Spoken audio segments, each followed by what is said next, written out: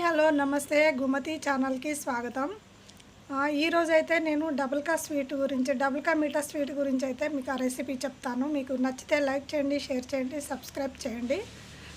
ఛానల్లోకి వెళ్ళే ముందు ఒక 10 బ్రెడ్ పీసెస్ తీసుకొని ఒక 30 ml వరకు గీ తీసుకొని చిన్న చిన్న పీస్ కట్ చేసుకొని పీసెస్ కట్ చేసుకొని ఆ బ్రెడ్ను గీలో వేయించి కొన్ని డ్రై ఫ్రూట్స్ కూడా వేయించి పక్కన పెట్టేసుకొని ఇలాచి పౌడర్ రెడీ చేసుకొని ఒక పావు టీ స్పూన్ ఇలాచి పౌడరు రెడీ చేసుకొని లైట్గా వాటర్ పోసి ఒక పావు కేజీ షుగర్లో లైట్ పాకం వచ్చేలాగా హీట్ చేసి ఉంచండి.